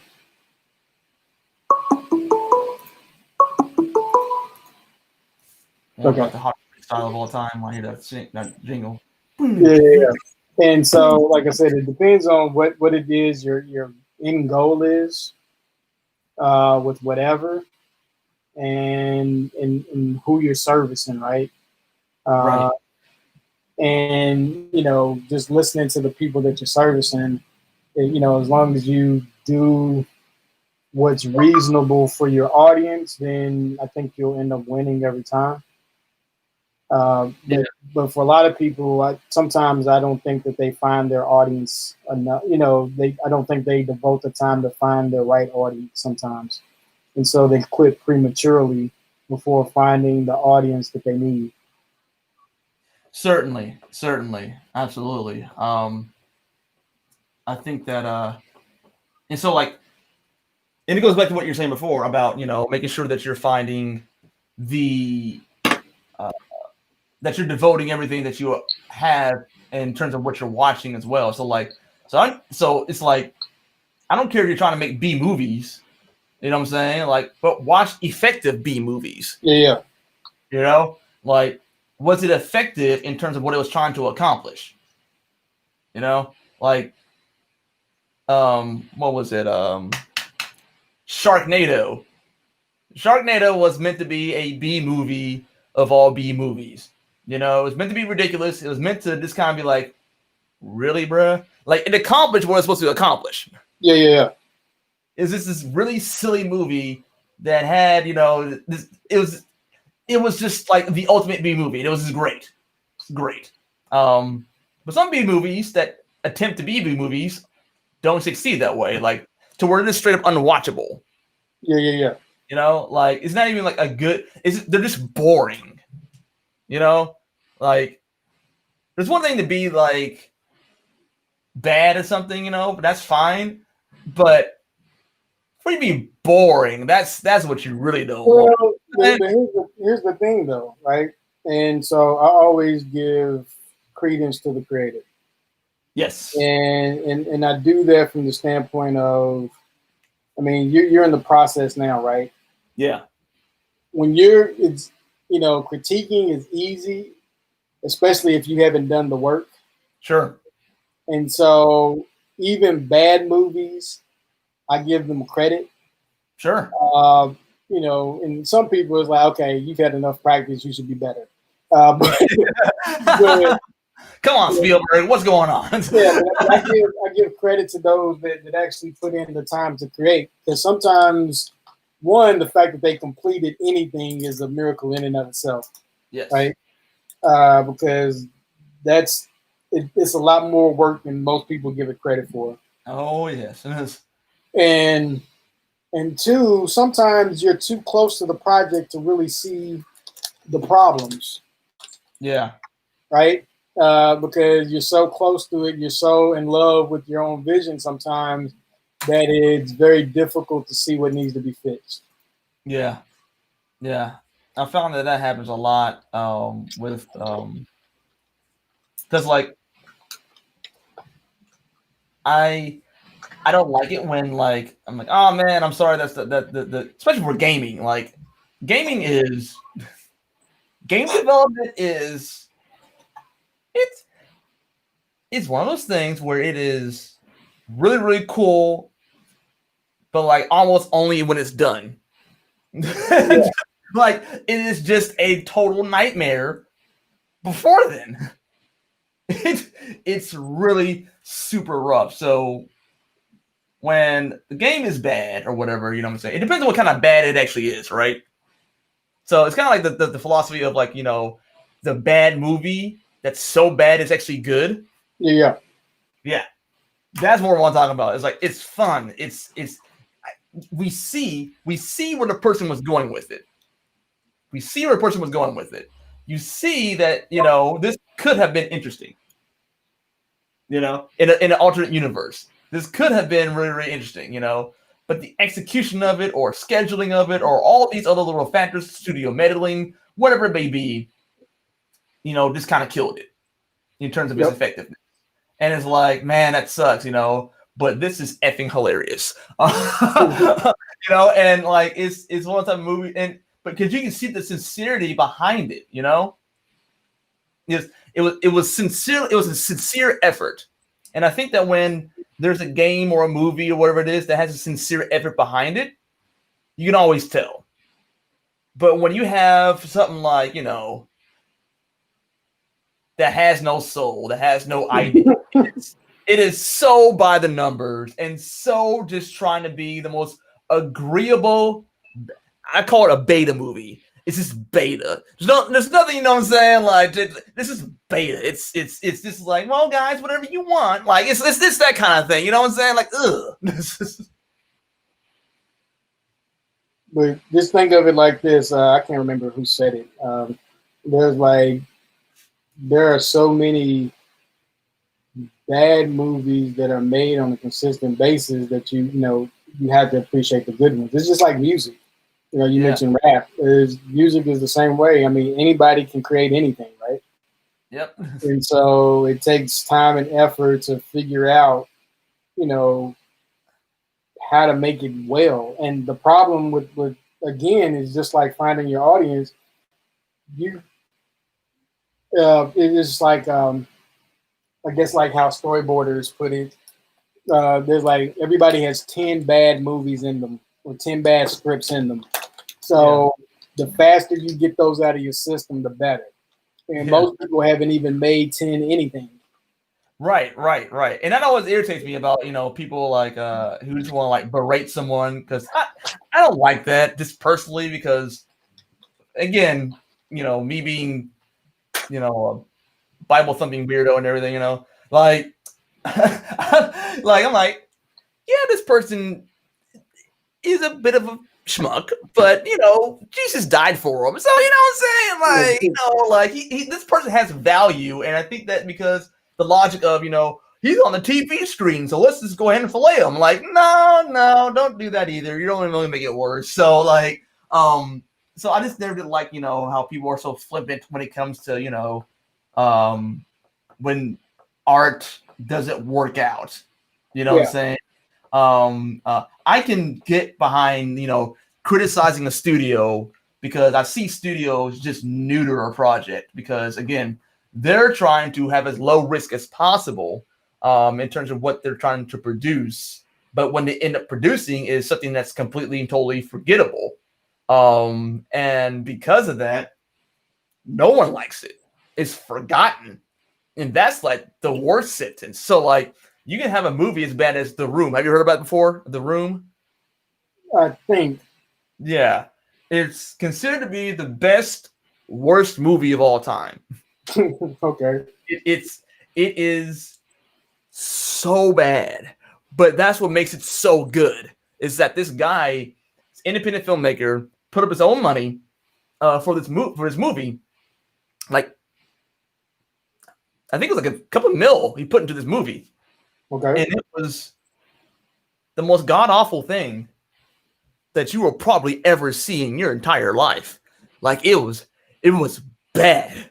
It was like it's like y'all said, not bad meaning bad, but bad meaning good, or was it?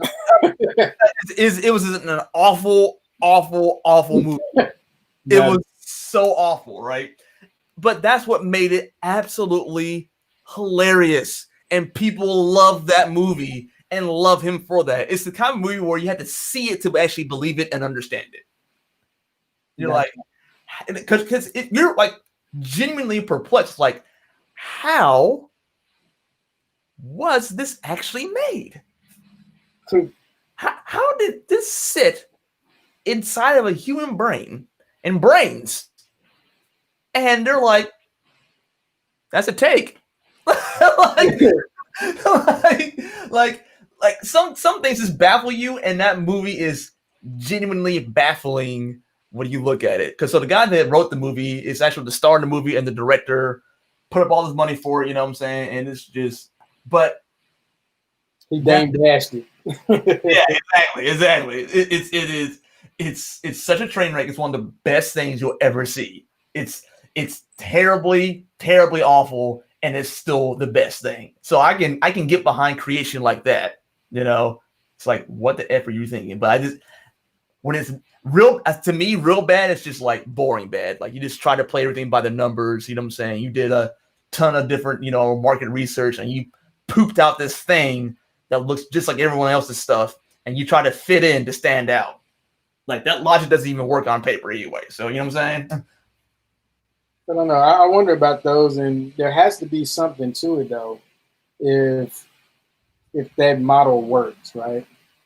Because it doesn't have to be seen by everybody. It doesn't even have to be a blockbuster success for it to be beneficial to make money. So I'm interested in how those work in terms of, okay, your budget was maybe, I'll just say, $2 million, and you made $4 million. I mean, that's still doubling money. True. So I think it's one of the type of things where it's like the method works. Like, the method itself works. So like, you can have almost like a logistics kind of thing, right? So do these things, get these results. Or we've proven, the market has shown that this is where the audience is going, et cetera, blah, blah, blah, blah, blah. So yes, data is vitally important. I think it absolutely is. And I think that there's absolute merit to that data. I just think that, like, at the same time too, the chances to innovate within the method itself gets left behind. So it wasn't like, Stanley Kubrick, for example, completely did away with, all filmmaking known things in terms of, spacing and lighting and composition and all that kind of stuff. Right. He didn't do away with that. He just like innovated inside of that. And I think that's the part where studios get nervous about that, because it's like, well, if you start innovating, you're gonna mess up the probability of this at least making this amount of money. But you might be sacrificing the opportunity to make way more money. Maybe. Yeah. Or maybe you aren't.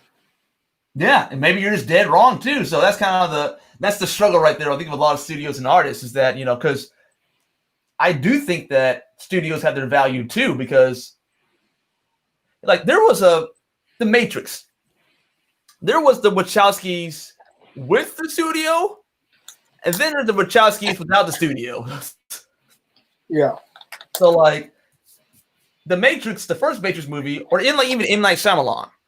So once, they had a good balance of, this is my artistic vision, back up off me, and they fought and fought and fought. That sort of thing. Usually there's some kind of fight between the artist and the studios. So they're all not fighting and everything, got his artistic vision now, and they're like, wow, this made way more money than we were expecting it to. M. Night Shyamalan, you're a genius. As a matter of fact, we'll stay out of your way. And then you make Avatar. Like that's. But that was almost destined to fail, though, right? Say what? I said that was almost destined to fail because the bar was set so high from the cartoon. Yeah, so I think there was that, and I think that like, or even like I would even say with the Wachowskis in the Matrix film, they had pitched this thing to the studio, and there was the studio kind of keeping them in the boundaries of things, and then like, so the first movie was this massive success, and then the other two movies were, they made a ton of money because they were the sequels to this giant franchise, but in terms of the quality and effectiveness of the films themselves, they got weirder and more pretentious and weirder and more pretentious, to where, it's like it became far less relatable as a good movie than the previous film did. Yeah, but that you're gonna get that with most creations anyway, right? Because the problem with the commercial success is, if you didn't have anything to follow it up with, you're gonna make something to follow it up with because it was a commercial success. Yeah, this is also very true too. It's like I didn't have so it's like you gotta shoot for it. Yeah. So yeah, because most stories, the reason why like the sequels are good, if anything, is because it's part of the whole story, and not because you made it up as you went along. You know what I'm saying? So I don't know, man. That's just part of the gamble, and not only that, but it's just the fact that they got the opportunity to keep going, because most people don't. Yeah. Which, you gotta respect what they're doing with, because it's like, because man, like Star Wars, for example, because it goes back to that cohesive story that you're talking about. Yep. Like Star Wars was written, like the whole thing was written, before it was so episode 4 was episode 4. Like he had written episode 1, 2, 3, 4, 5, and 6. Yeah. Way before. So he just started on episode 4 because he felt that would have made better movie. And if you ever watch scenes from the first cut of where George Lucas was just allowed as an independent filmmaker to do whatever he wanted, that movie would have torpedoed down into the depths of the Pacific and just died. That thing was rough looking. You hear me? Because his whole contention with Star Wars is that he felt the audience liked the politics and the technology of Star Wars. And the directors of the original series were always like, no, you need human characters and development and all these things. And that's what people were really attracted to. So there's an ongoing debate. So you can see it clear as day when it came into when he was by himself directing the Phantom Menace and the Clone Wars, the prequel sequels, right? So like when he was left to his own devices, those movies suffered a lot because he was looking at, again, the technology and the politics and the CG and all these other things, that are out there, the characters, not so much. So it would have been a good thing. But like, yeah, that story would have been, was cohesive. The first bit of, at least like in the episode 1, 2, and 3, there was an ongoing story that actually kind of came together. You know what I'm saying? Yeah, but again, it's part of being the creator too, right? You have a bias, and that's why you have checks and balances and all those kinds of things, just to make sure that you don't go overboard. And sometimes just having that freedom is to your own detriment. Right. I think that artists need boundaries, and I think a studio, you have to kind of keep a studio. You have to create their own boundaries for them, but accept their boundaries too, because they do know what they're doing as well. Yeah. Because otherwise, everything depends on the goal, right? Right. If this commercial success is the goal, then you go with people who had commercial success, and that's where you put your gamble, right? Right. Michael Bay. Yeah. All day long. If I want to make money on top of my money with the money on the money, I'm going with Bay every time. I'm like, that sounds really stupid. Let's do that. It's like put a hot white girl in there for no reason. Sure, as long as it money's on my money, let's do it. You got to. I think people sleep on Michael Bay though in terms of him actually understanding what he's doing. Do you think that? I don't know. If you keep getting gigs, you keep getting gigs, right? Yeah. But go ahead. No, I'm just saying he's gigging. So it's like the fact that we know him and he's a director. How many directors do you actually know the name of? Very true. That's a very good point. Yeah, like I think that Bay, people don't like him because his movies aren't smart, and I'm kind of like, that's just such a silly argument. I think because not everyone is trying to be a nerd. Like, I consider myself to be privileged in the fact that I have time to ruminate over some of the things that I do. Yeah. Like that my life is pretty good. I'm not trying to think about like surviving and things like that. You know what I'm saying? What I'm going to eat next and things like I'm not really thinking about all that kind of stuff. So I feel privileged in that. But there are a lot of people out there are on some of that paycheck to paycheck, even though they have good jobs and everything, and they ain't trying to for real think about nothing. They want to see a big dumb movie with big dumb explosions, and they want to turn their brain off and escape the little LBKs, little bad kids, escape the little LBKs, keep them quiet for a little while, you know what I'm saying, and watch something big and dumb. Yep. So And I ain't mad at him. No, people are trying to be mad. I'm like, nah, bro. Like Bay knows what he's doing. Like this is the choices he makes because he understands, I think, his audience so well. Like, yeah, and that's the key. Is like most people don't understand their audience. Yeah, he keeps making money, and so like, who are you to tell him not to do it? right. Like, he understands his audience, I think, better than almost any director that I've ever seen. Like Spielberg is like such a master craftsman that the craft of him making a film is what you go there to see. Like he understands his audience at the same time too. Like it's this mastery of the craft of film itself that's just kind of like wow.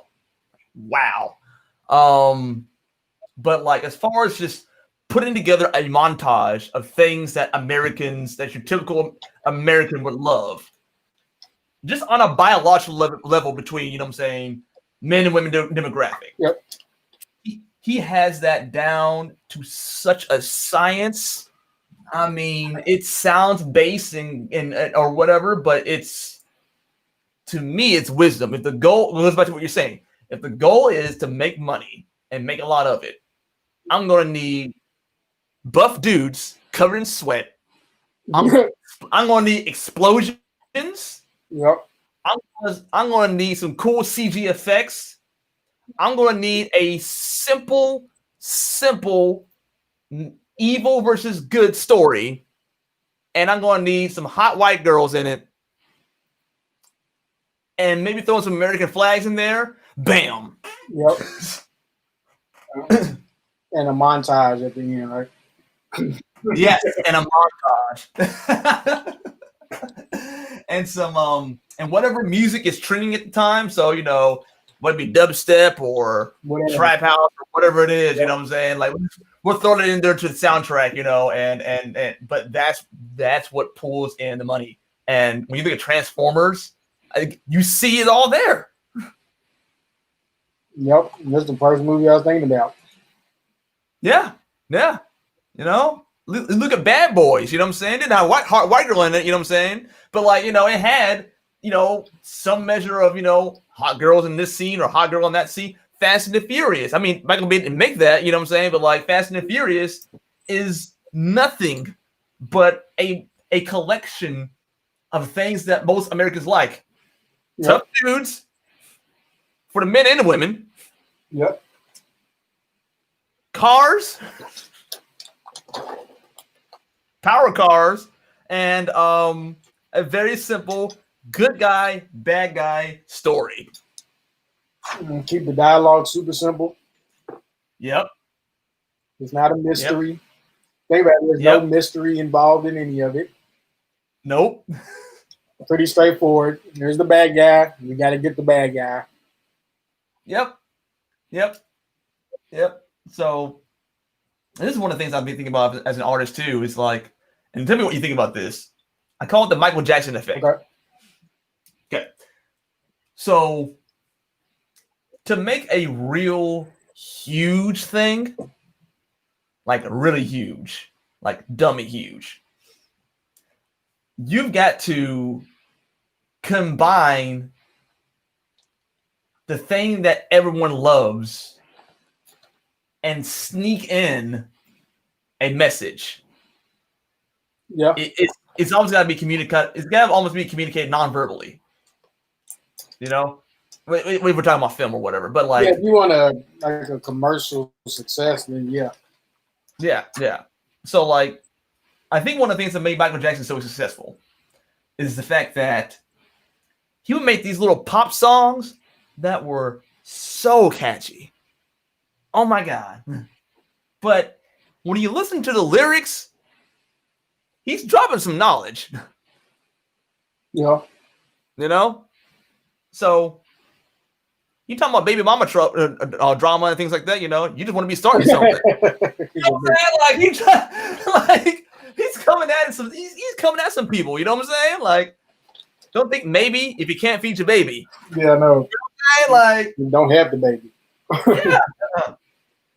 It's like don't be starting something. You can't finish it. You know what I'm saying? Like there's so many songs that he made that were like that. Man in the Mirror. If you want to make the world a better place, take a look at yourself and make a change. Come on. No, come on. Right. So, but the packaging he had was these little pop songs.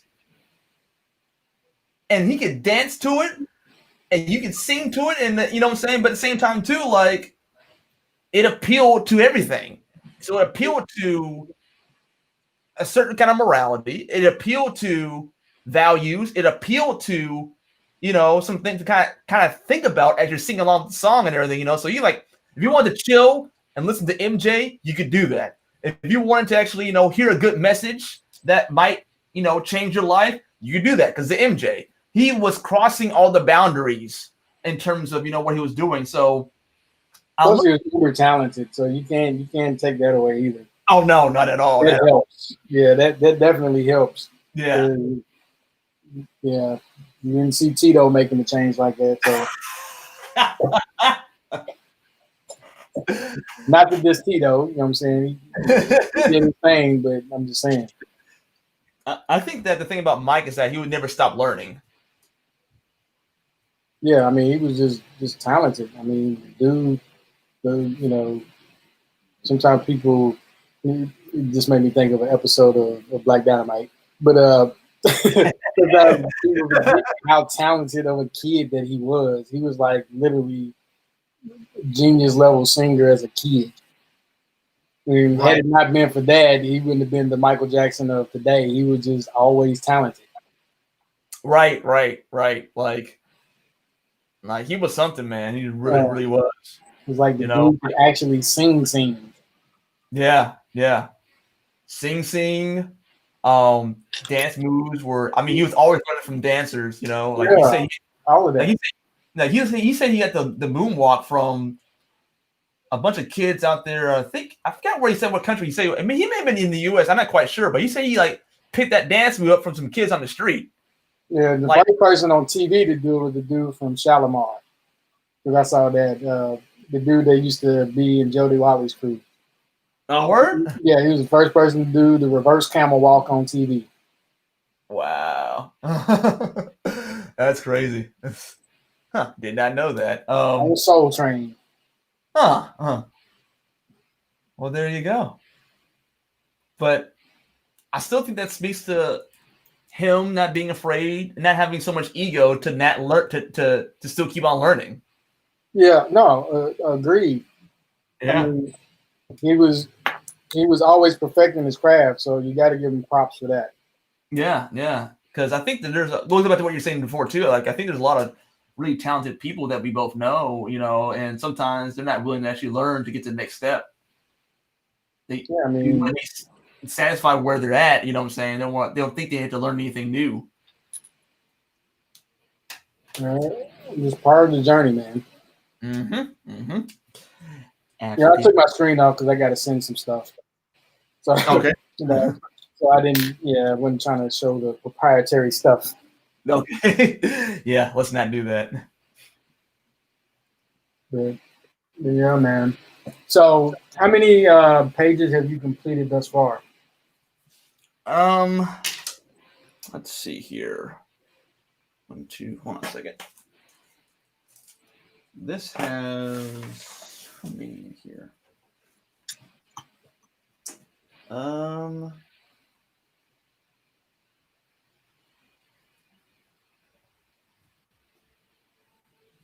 Trying to look at the page count for this.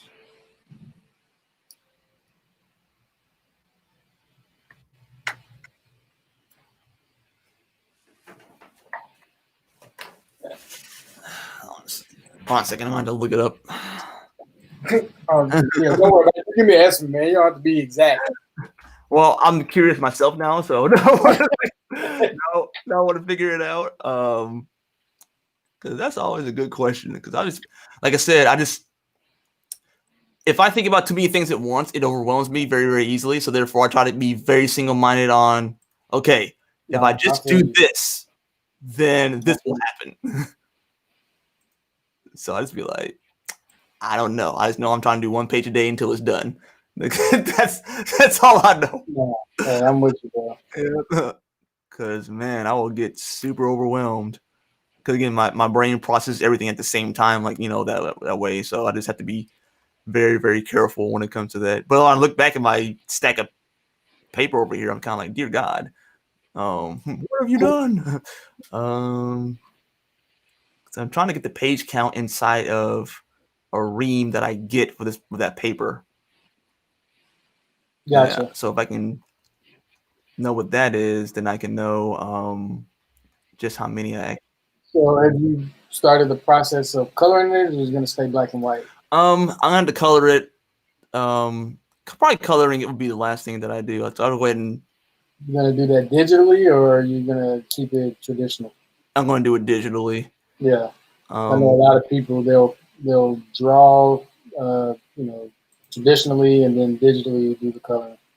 Yeah, and I find that's a lot more fun. I think I enjoy the digital work. I've been doing it for so long, and people really like the way that I do my coloring online. So, okay, so 40 loose sheets. So Nice. that means that is, I guess that's true then. Is it really that? Good grief! What have you done, Justin? I guess it is 120. Oh, nice. Well, over 120 now. Nice. Yeah, yeah, you've been banging, bro.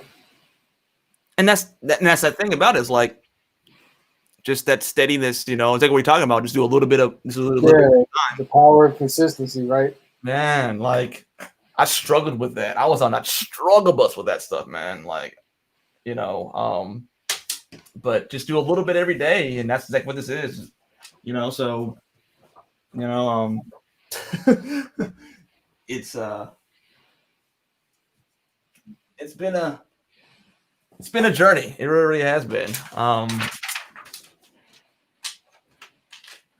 So I don't know how much. That's the thing about it. I wasn't expecting it to be as long as it is now. You know what I'm saying? So it goes back to about that 5 times over. Shoot, I was gonna try to do like a little one and done. If I'd known it was gonna be like this, I would have done like issues. You know what I'm saying? So why can't you turn it into issues? I can. I can. I just don't know whether or not I'm going to. That's going to cause a mental issue in terms of workflow. So that's what I'm trying to prevent. I'm trying to prevent resistance. So resistance from yourself, or yeah. Okay. So I think it's important too. You got to do what's going to work for you. Yeah. Because it doesn't have to. Because I think a lot of times people, or artists will be like, "Oh, it needs to make sense, for other people." No. It needs to make sense to you. If that's going to affect you negatively, don't do that. So I wonder if I were to be like, okay, I'm going to stop drawing for right now, and then turn it into issues by finishing the coloring and things like that.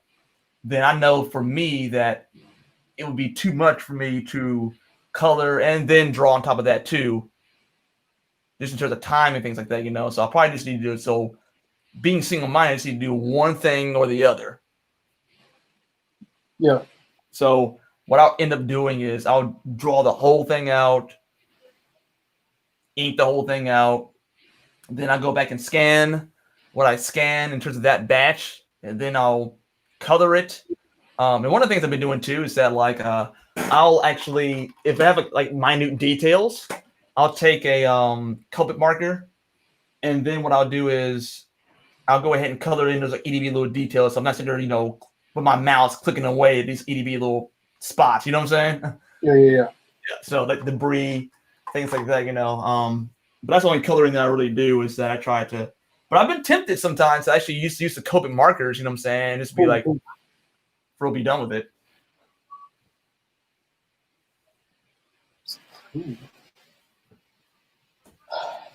All right, Broham.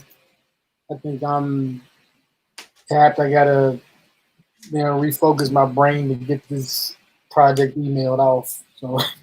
Oh, okay. Yeah, I feel you on that. I was gonna have to leave at 9:30 for our business meeting and everything. Yep. So that works out just fine and dandy. Yeah, man, we'll have to definitely do this again, bro. I enjoyed it. Yeah, same here, man. I really, really did. It was a good conversation, and I'm glad to know you just in general and everything. But I thought it was a good conversation. Thank you so much for sharing what you're doing and your process and things like that. You know, I think it was a big deal. I think it's very helpful to a lot of people too. So next time, my friend. All right, homie. Deuces. Yeah, I'll let you sign off. I mean, we're still online. All right. It's true. All right, man. Later.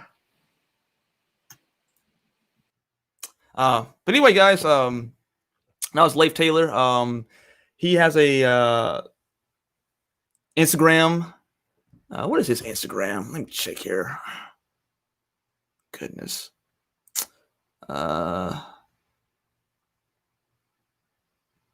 Let's see. If you look him up on Instagram, that's where you can see a lot of his work. He also has a YouTube channel, which should also be on his Instagram. Let me go ahead and try to find that real quick.